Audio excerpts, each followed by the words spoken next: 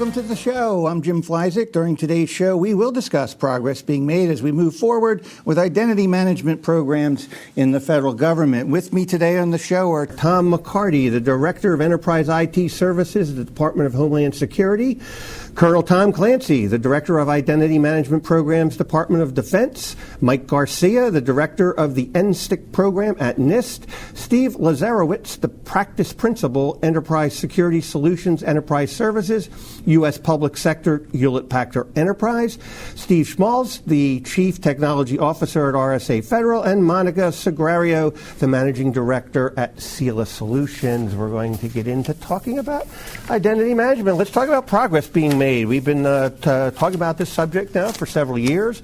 Every year we hear about things happening. Let's hear what's happening this time. Let's start with Tom McCarty over at DHS. Tom, tell us a little bit about progress being made in identity management in your area.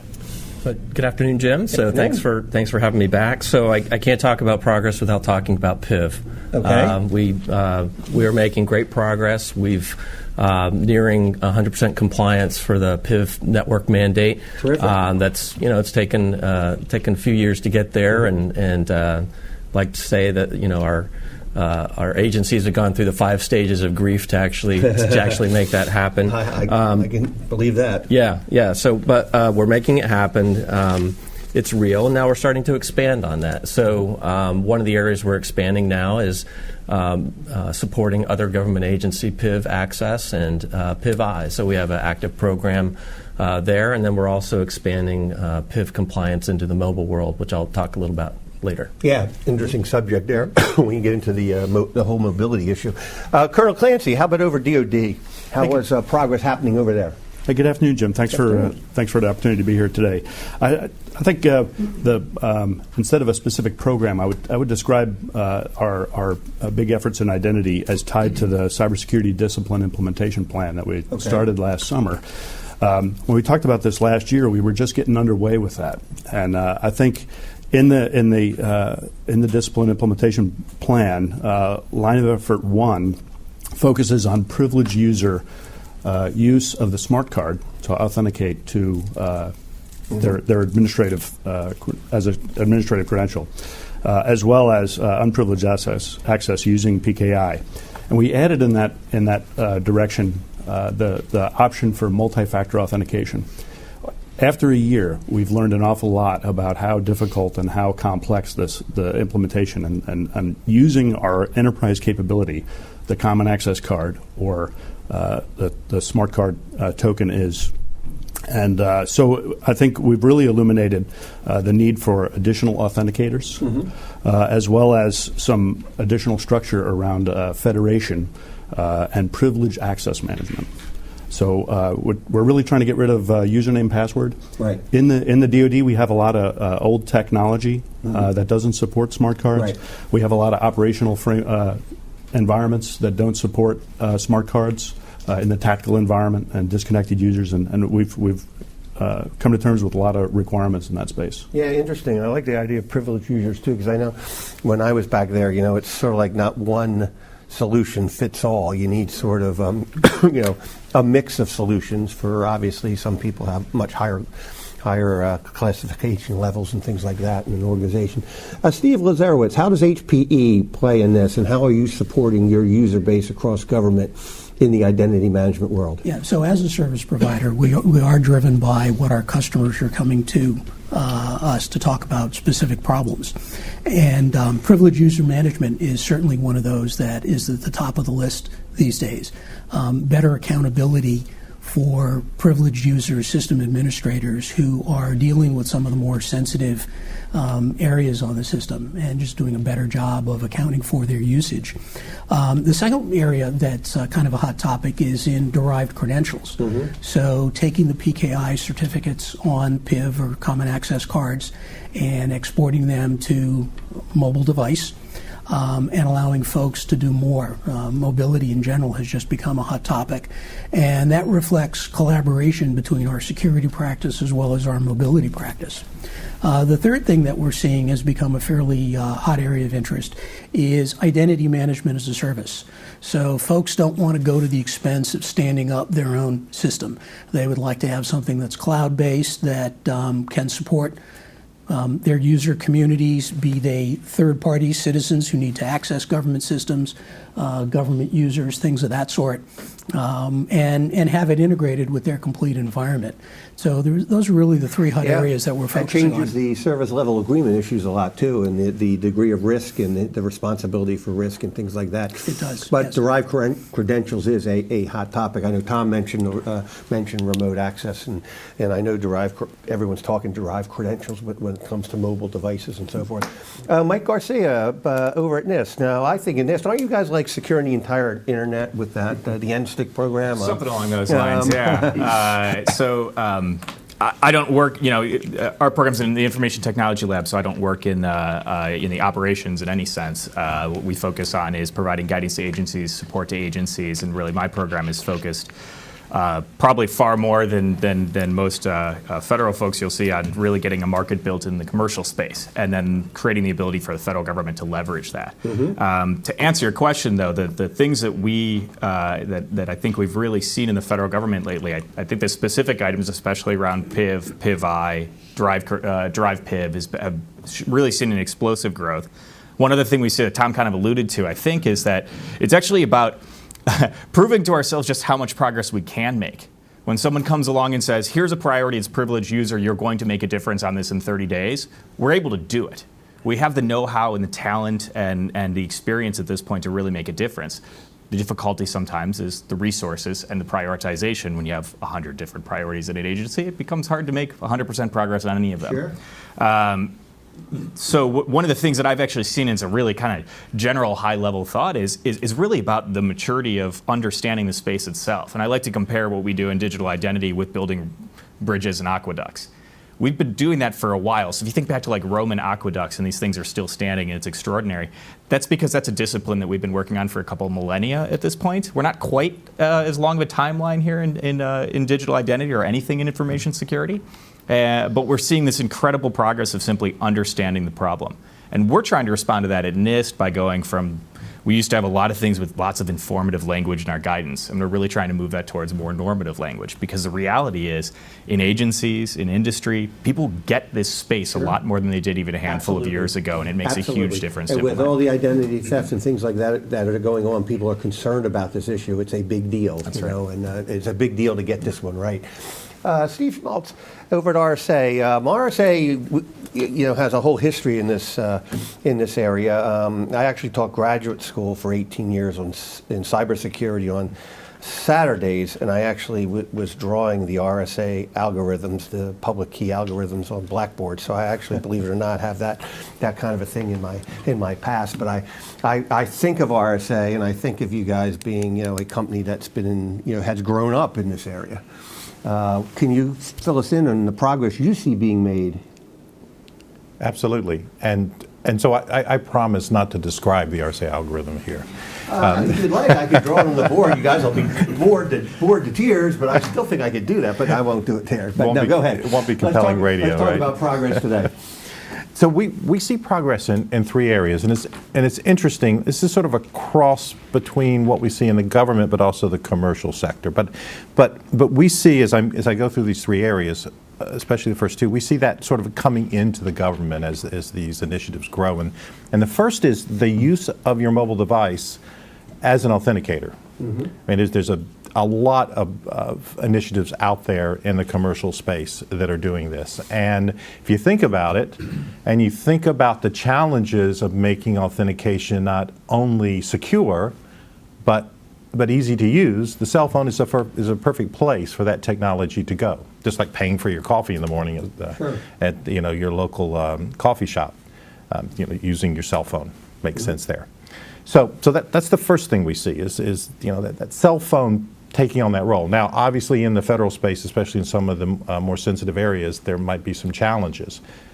But there are also places and the federal sector where it makes absolute sense, especially if you're talking about citizens trying to get access to government resources. Right. They're carrying cell phones. It's a natural place to start when you want to provide more secure authentication. The second is around going beyond just the specific means of authentication and looking at the whole process, bringing context into the decision of allowing somebody to get access to data. So, and it sort of works with when I talked about using a cell phone as the authenticator. So when I authenticate, I build up a pattern. I build a picture of how I go about my day, what I do, what I touch on the net, et cetera. Right. So taking that into account when you're trying to decide whether or not it's a legitimate, somebody's making a legitimate effort to get access to data, that makes sense. So you're separating there the authentication and the privilege. Start with the authentication, now you're authenticated, now what privileges go with that authentication? That's right. That's a very good point, right? Obviously, first you want to identify the individual, and then once you identify the individual, you want to decide what they have access to. So taking context into account when you do that is important. Finally, and this is one that I think is extremely important, it's identity and access management governance. Now, when I say governance, I mean more than management. So the idea here is that you want to make sure that you know all the identities that are associated with all the people who work for you or work in your organization. You want to know what they have access to, what privileges they have. And then you need to be able to control the assignment and the removal of those access privileges. And when you do that, that's where the governance piece comes in. It's more than just management. It's about making sure that everybody involved in that process agrees on the roles and agrees on what you're trying to achieve. So literally, you have to govern the process. And we see that as a really, really big initiative, and one that's I not been... agree. I think it's, first of all, I think governance is a big issue in many, many different types of programs. I mean, we've seen many, many programs fail because there wasn't a good governance structure in place. You know, people make an award, everybody's excited, and then there's no way to manage the program, and things happen. Yeah, couldn't agree more. Excellent point. Monica Sagrario, I'm excited to hear what Sila Solutions is doing and how you're supporting your customers and the kind of progress you see being made in identity management. Sure. Thanks for having me here. Absolutely. Sila Solutions Group is a consulting firm. We do technology and management services. We focus on information security, and our clients are not just on the federal sector, but we have a large presence in the commercial sector. We also partner with SailPoint Technologies, which is a leader in identity and access governance, back to the governance, which is part of the thread. So therefore, we are looking to bring our best practices and lessons learned on the commercial side over to some of the things that we're seeing also continue to bubble in the federal sector. As it relates to the topics that we were discussing as to where we're seeing or what are some of the things that are progressing, I would like to piggyback on the governance area. I think, like Tom and others have highlighted, the authentication issue, PIV and all the progress that has been made has been tremendous, specifically over the last year.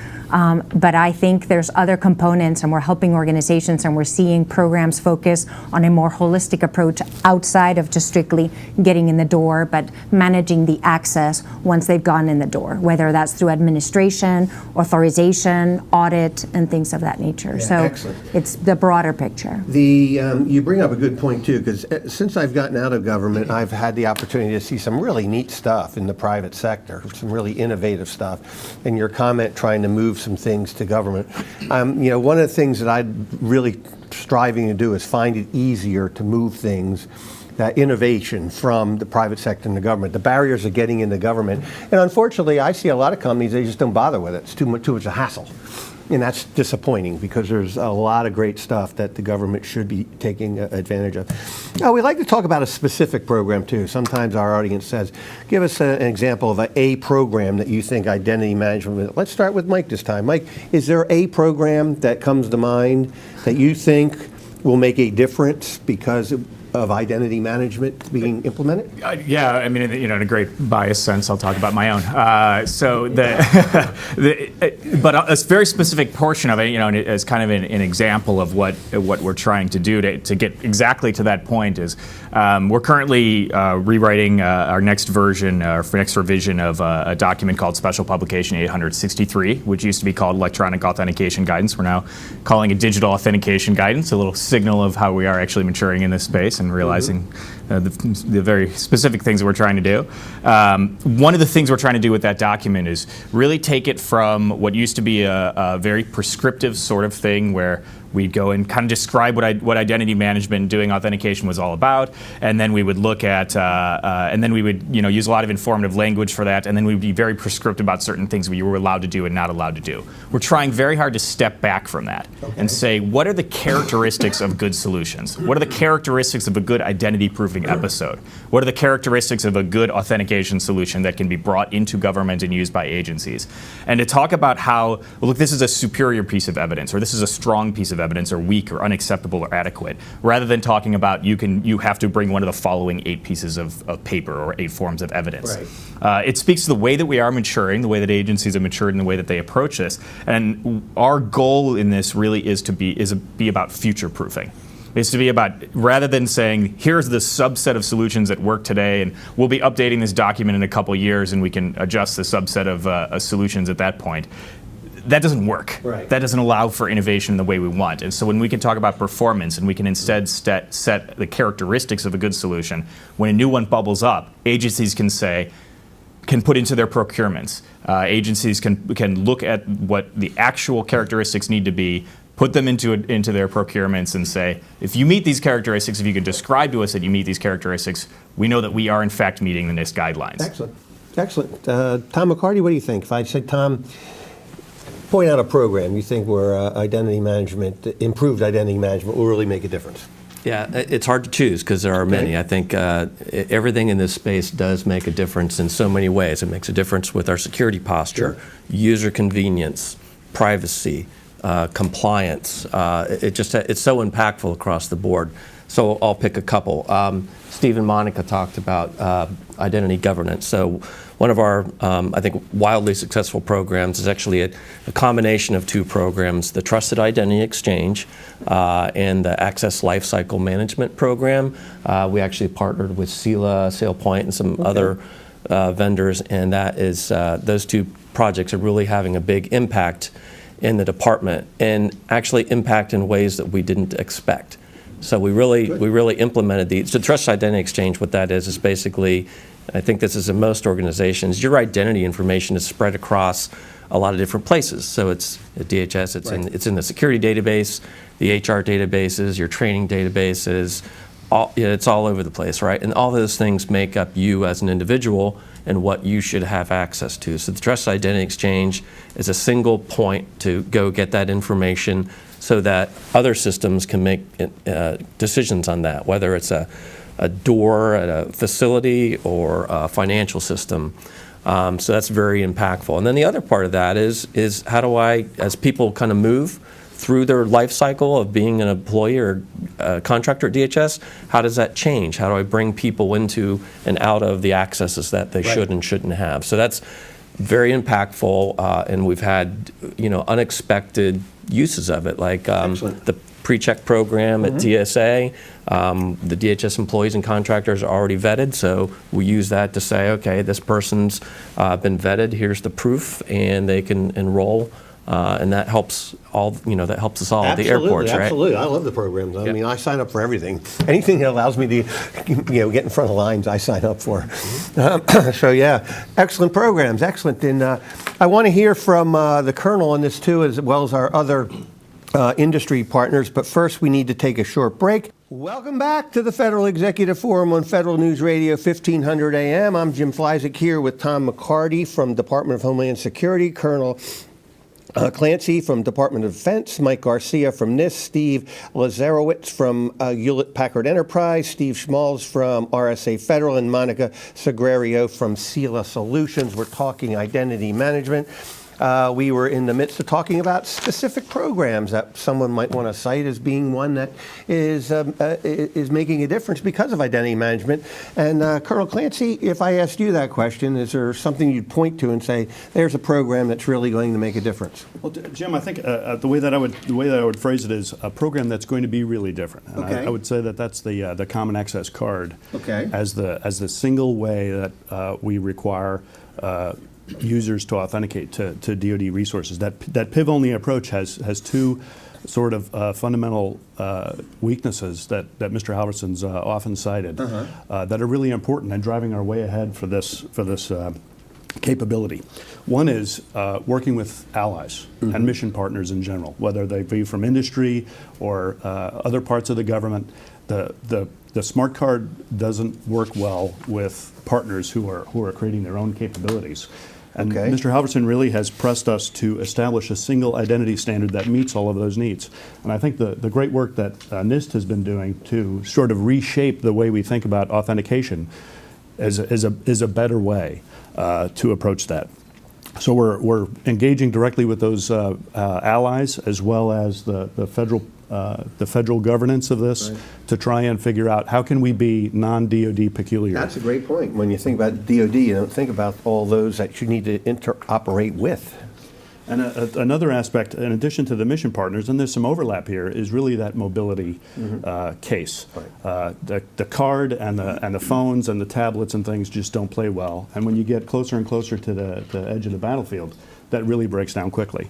But we have to figure out how to make them a part of the secure information sharing on these other form factors. So in this case, where the DoD approach has generally been, hey, let's build our own after a massive requirements establishment and we'll go big program, et cetera.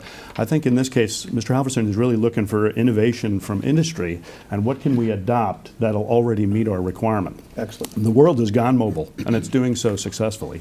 So let's look in industry and work with the derived credential sort of construct that we're doing in concert with the federal government governance and figure out how to do that better. I think that the missing element there is really how do we describe what our essential security requirements are from the national security enterprise. How do we tell industry, really, we need you to get these types of things right, and then use innovation to drive the rest? I love that. You know, it's a good thing. Something I like about this show is it sends messages out to industry is here's what we need, folks, so start working on it. Monica Sagrario from Sila, tell us a little bit about, tell us about a program comes to mind to you that you think's going to make a difference. Sure. The program that comes to mind touches on some of the topics that we talked about before around privileged access management. We support a federal financial agency that has identified the need to bridge the traditional privileged access tools that are really just focused on the password management of those privileged access accounts with the governance tools to be able to manage the full life cycle of those privileged access accounts. So it's not just the human accounts or those privileged accounts, but also those system accounts that sometimes are the keys to the kingdom.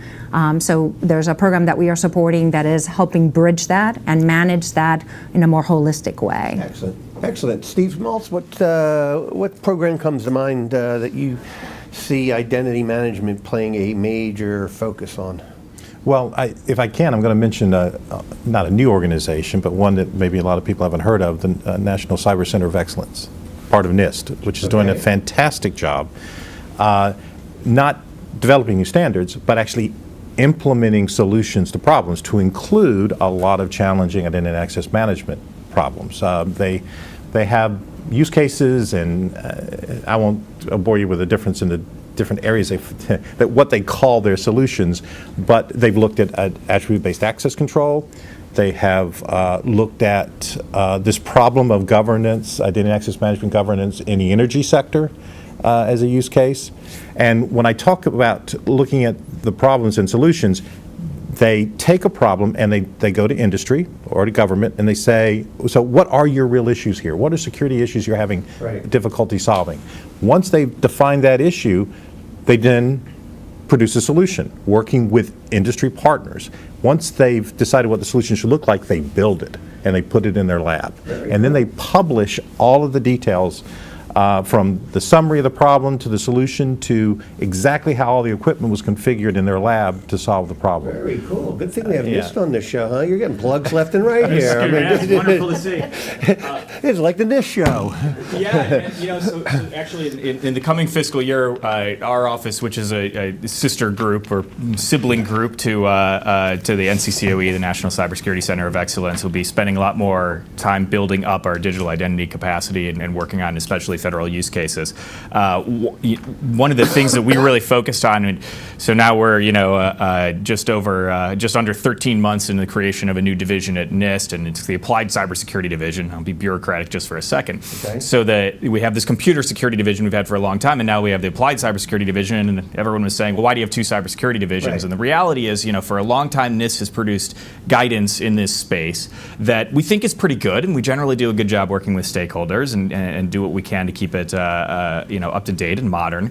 But the on-the-ground implementation is often very different from guidance, no matter how good your guidance is. And one of the things we really want to focus on in this new division that really was the impetus for creating it was the workflow between writing a guidance document that agencies need to adhere to and follow and can use for the risk management in their own systems to, as Steve pointed out, literally screenshots showing where you click and which boxes you check. And it is a long path between those two. And there were critical gaps that we were not taking part in, where you have this guidance, and then you have this whole battery of open standards and commercially available products that you could implement to get the solutions right and do things right, but it's pretty hard to. Yeah. And to really ease the process of doing that and bring agencies physically into a lab to do it, bring industry partners physically into a lab to do it. What you do on paper, you really can actually build. It's like building a model airplane when you're a kid. You follow the direction. You can actually produce it. That's exactly right. And That's so pretty focusing cool. on that whole pipeline is really what we're trying to do. Good. Steve Lazerowich at HPE, what if I asked you, point out a program you think is pretty cool that's doing some great stuff with identity management? So DHS has their Homeland Security Information Network, the HISN program. I worked on this several years ago. And one of the things, couple of things about that program that are really quite interesting. It's one of the few programs that has broad use of attribute-based access control. And part of that is because it has a very broad user community. Federal, state, local, tribal personnel, law enforcement personnel, first responders. Who you are and what you are allowed to have access to is all governed by what attributes you happen to possess. It created some interesting complexities, and we came up with some good solutions to solve that problem. The other element of HISN that I think has made a huge difference is it also supports federated identity. Mm-hmm. So you don't have to have a HISN-issued credential. You can use your PIV or Common Access Card to gain access to the program. Or if you already have a credential in several of the law enforcement federations that are out there today, they've also been connected to HISN so that you can take advantage of them.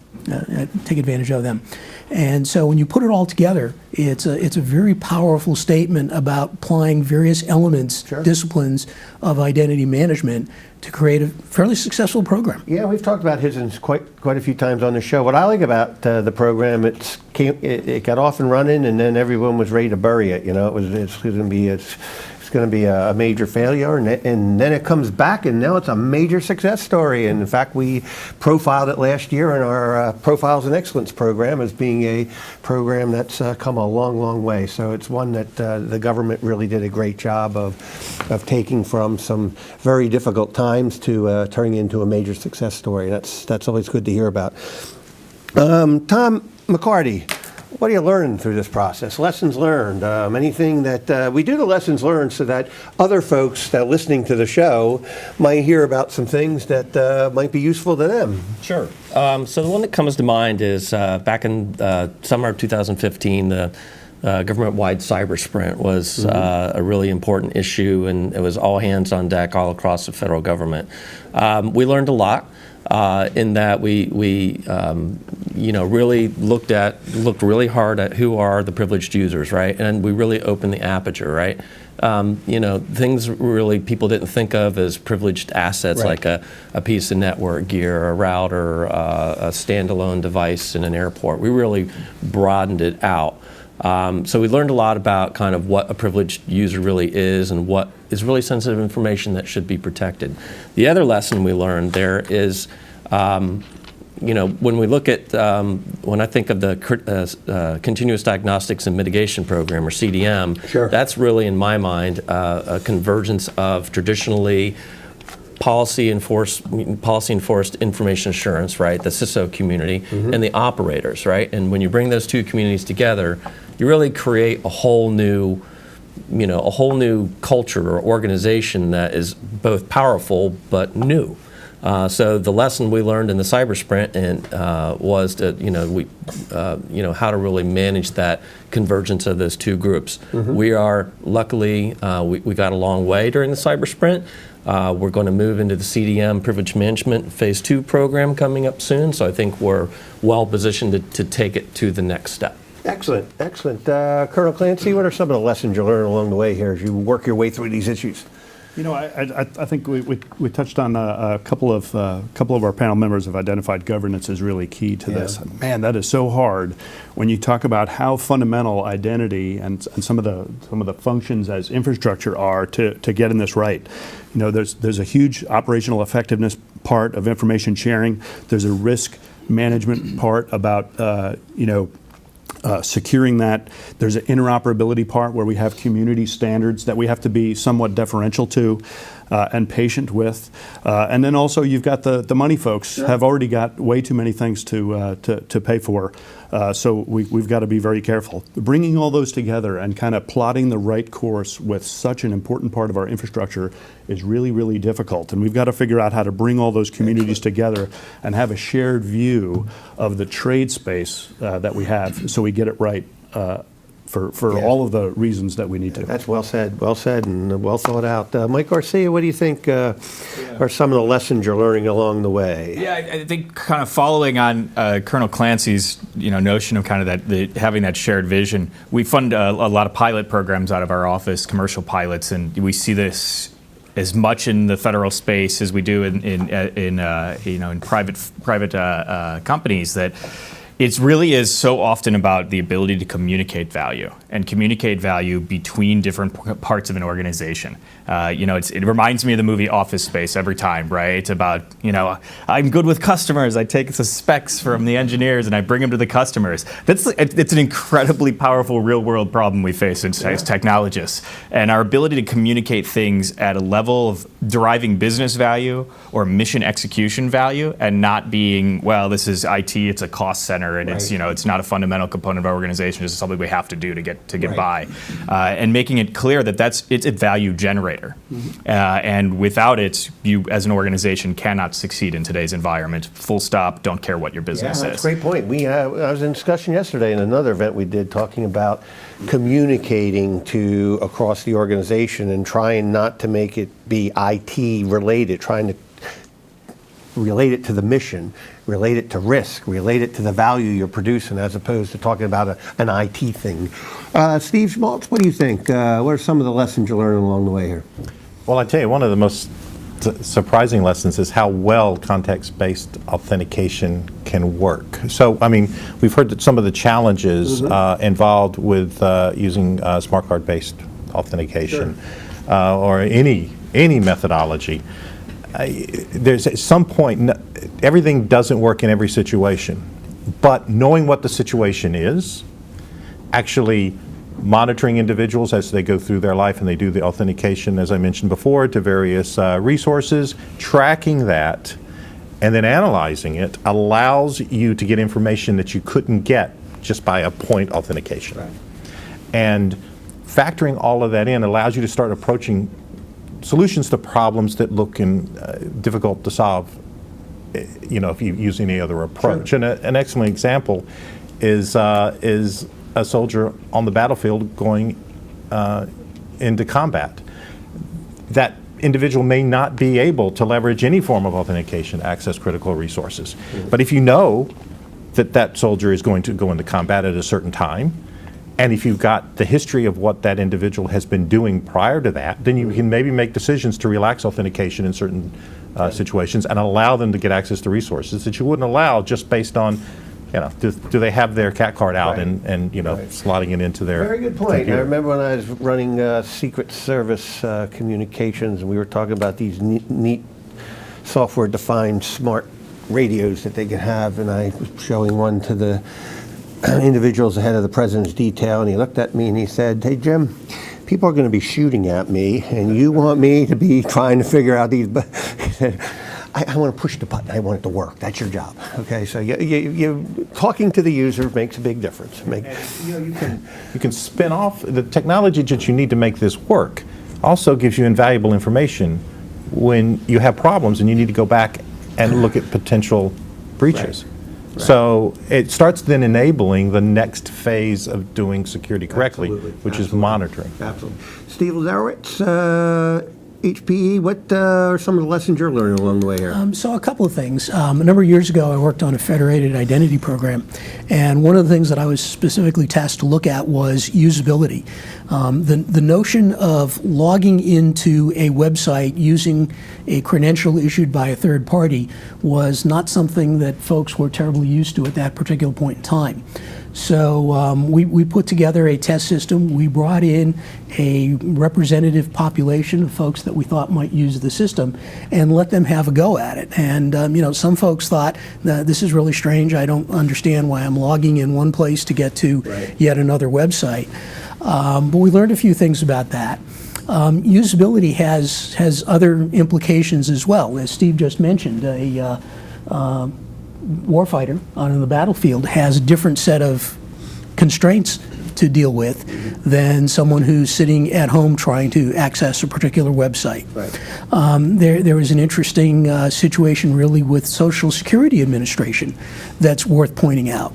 So they decided one of the things they needed to do to make their website more secure, if you wish to access your earnings statement, is to use two-factor authentication and send a text message to a phone.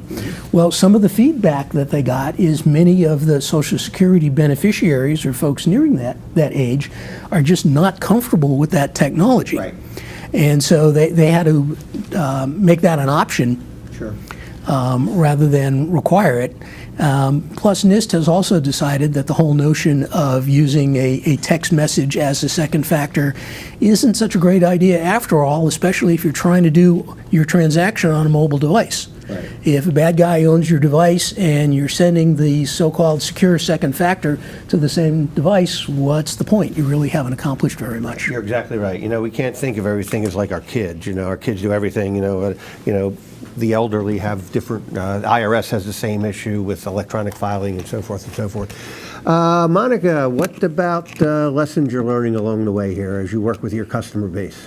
So both on the commercial and the federal side, I think there's the continuous lessons learned is that solving these problems is not just strictly a technology play. So I think helping our customers continue to emphasize the people-centric or the people aspect of the threats, as well as the process and being able to facilitate governance through process improvements and things of that nature, it can't be undermined. So it's the people and the process, not just strictly the technology. Excellent, and thank you for doing this. This is our 143rd show. It's the 143rd time someone has brought up the people and the culture issues are more difficult in many cases than the technology issues. We want to talk about challenges and then look to the future, but before we do that, we need to take a short break. You're listening to the Federal Executive Forum on Federal News Radio 1500 AM. Welcome back to the Federal Executive Forum on Federal News Radio 1500 AM. I'm Jim Flyzik here with Tom McCarty from the Department of Homeland Security, Colonel Tom Clancy from the Department of Defense, Mike Garcia from NIST, Steve Lazerowich from Hewlett Packard Enterprise, Steve Schmalz from RSA Federal, and Monica Sagrario from Sila Solutions. We're talking identity management. We've talked about progress, programs, lessons learned. How about some challenges? Tom McCarty, what's some of the things that are the difficult things that you got to get accomplished in order to get where you want to go? What are those challenges you face every day that you still need to overcome? So just to revisit some of the cultural challenges that we have as far as, we're moving into a new environment where we're using new technology to do different things, and we're asking we're asking a lot of the users. Another challenge, though, is as our IT infrastructure moves towards the cloud, to commercial cloud, and mobility. I think those are two big challenges because, from coming from an environment where everything's on premise at the agency to now making the same kind of thing work with a mobile device you carry in your pocket or something that runs in the cloud. That's a big challenge. The government has the mandates, the policies, and the security posture that we want to maintain, and we still need to maintain it on those different operating platforms. Absolutely. And when the next generation workforce enters the equation, it's going to be even more difficult because they're going to expect everything working on those mobile devices. Colonel Clancy, what are some of the tough things, the challenges that are out there? I think we're making a lot of headway on understanding the problem in terms of access in the operational context as well as with our allies and our mission partners. But I think we're just scratching the surface on understanding what the privilege access management norms and sort of frameworks need to be, and that's really connected to the way that we do our monitoring of those people, as well as the way we establish and then maintain an awareness of their trustworthiness. So there's a lot of very key elements of data that are in that space that we really don't have an organized way to bring together so that all these supported constituencies are getting out of that arrangement what we expect. Whether you're talking about the personnel security folks, the folks who are actually trying to administrate systems, we really need to better understand that framework. Yeah, that subject's come up quite a bit. The idea of how to really define privilege, and do too many people have privilege? Should we cut back on that? How do we manage that? Mike Garcia, what do you think? What are some of the real difficult things that you face day to day that you still really want to overcome to be where you want to be? Yeah, predictably from a NIST guy, I think that some of our biggest challenges around measurement. A curious anecdote, I had a conversation not too long ago with someone who worked in an IT shop, and they said, so here's my problem with enabling fingerprint sensors on smartphones for access to federal systems. They said, they may work great, but I can go to my boss and I can tell them precisely how much more difficult it will be for an adversary to hack a password if I add a special character to it. I can't tell them how much more difficult it will be to stop an attack with a fingerprint sensor. I don't have the measurement science around it. I can't provide them a number. And so my boss, who's making a business decision, has a much harder time accepting my assurances that they're going to get the security that they need. I think we need to overcome those challenges. We're improving what we're doing in biometrics. We're trying to get towards true measurements in biometrics. We need to, once we've done that, even once we get beyond the measurement science, we really need to be developing markets for third-party verification of all of these systems and all of these products to understand how they rack and stack against each other. And then we have to do it intermodally to show whether an iris scan compared to a password compared to a fingerprint really can be compared to each other, and we can make wise business decisions based on them. Wow. Maybe you want to try Disney World. I was just in Disney World with my kids and grandkids, and I was kind of impressed, to get in and out. You get those passes. You use a pass and a fingerprint. You use in order to get through the gates, and then it gets you all the things. And then, curious how well they work. Let's talk about the future. I think we, like every show, we like to end by taking a look down the road, where we think all this is going, what it'll mean to us, what it'll mean to government, what it'll mean to our families and kids and grandkids in the future and so forth. So let's start with Monica Sagrario. Monica, what's the future look like to you? Where are these programs going, and what, how will it shape our future down the road?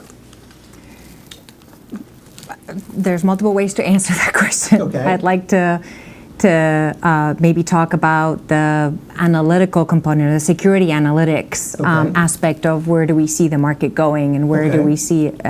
So the proliferation of data, all the systems that are capturing information around usage, information around what is being done with the access that individuals have, is rendering all this information that is allowing, providing context not just from an authentication perspective, but also it's allowing to be able to do predictive analytics around how is it that you maybe can forecast events or security breaches or activities that are going to be threatening an organization by looking at this data. So I think from a future perspective, in addition to all the programs that we've discussed, is really how do we use security analytics and behavioral analytics to be able to predict rather than strictly manage or anticipate what's coming. Excellent. I heard the adage, it's no longer finding the needle in the haystack, it's finding the needle in a pile of needles, in terms of how precise we can get with predicting things and finding things using analytical tools.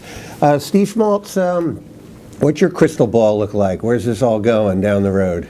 Well, it's interesting because Monica mentioned maybe a stage further than I would see the near future. The analytics are very important, but I can tell you now that when you're looking at some of the security operations centers that are put in place now, the advanced security operations centers, and their efforts to protect the network and to find adversaries, to find the malware being deployed inside of organizations, and you look at the way that people are actually being successful there, it isn't that the analytics cannot be useful, but all this needs to be guided by what, for lack of a better term, is a hunter. Somebody who really understands the environment, who understands their tools, and who knows how to look for this stuff. And once they can determine how to find it, then they can build some analytics, they can build some search routines, which can be handed down maybe to the next level of analysts. So if you apply this to identity access management world, right, what you really need to make sure you're doing correctly is taking all of that information that you've gained about authentication efforts, failed authentication efforts, access to resources, make that available to the Security Operations Center individuals who are trying to find out what is going wrong in their environment. When you're able to combine that information, you're able to do some pretty powerful stuff. Right. You're never going to be able to produce the perfect authentication method or the perfect access control method. You're always going to have issues where the bad guys get around those controls. You need to be able to find them and look for them, and it starts with talented individuals using powerful tools that can then be expanded. Excellent. One day we might make it to the artificial intelligence that does all this automatically, but we're not there. Like that. Curly, you had something to comment on that? Yeah, and I think this is really exciting area, and we really need to take a step back sometimes and look at privacy and sort of the protection of civil liberties when we start to put these big data platforms in, because the more context you have, the more really interesting conclusions that aren't germane to cybersecurity or personnel security that someone could Excellent point. put together. I think any show we ever do in identity management, we need to talk about privacy somewhere along the way. Mike Garcia, what's it look like for you? Well, you jumped in and stole my answer. Well done. I think that so specifically, I think this analytics piece is extremely important. To tie it not just to the analytics piece is very broad from a network perspective. I think passive authentication will continue to grow in its use, especially in industry. For government to leverage that, I think that the critical advances have to be in privacy. So we have to make sure that as government gets in the business of making life easier for users and doing a better job at the same time and making it more difficult for adversaries with things like analytics and passive authentication, the risk there is it's about collecting more data. And whether you're talking about internal users or you're talking about external users, really is about in a sense tracking. And the question is at what level you are tracking. When you're tracking on someone's device, when you're tracking on someone's cell network, it's various pieces of information that you're combining. When you're having to pull all of that over to, kind of past the federal wall and you're not doing it on federal systems, people have a very different reaction to it. Absolutely. And they should. Absolutely. And so developing the technologies from a privacy perspective that allow us to conduct analytics without passing through the actual information itself, and to provide policy mechanisms, automated engines that allow us to make these decisions, parameterize these decisions, and get the risk outcomes that we need without actually taking control of or viewing individuals' information. That's really going to be one of the critical breakthroughs we have to have. I agree with you wholeheartedly. I once saw a chart in OMB that talked about there probably was 30 programs on there that started and failed because privacy wasn't considered up front, and there was such pushback over privacy issues that the programs fell apart.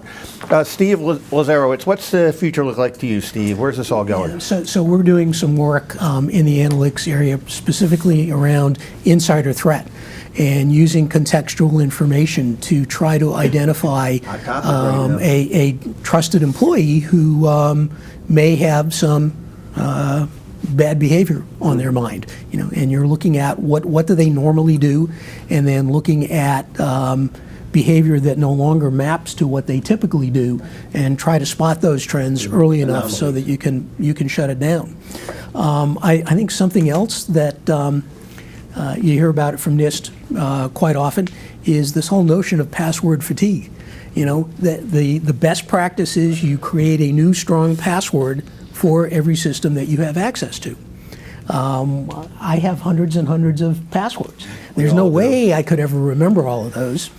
I can't tell you how many times I have to go through forgot my password routine.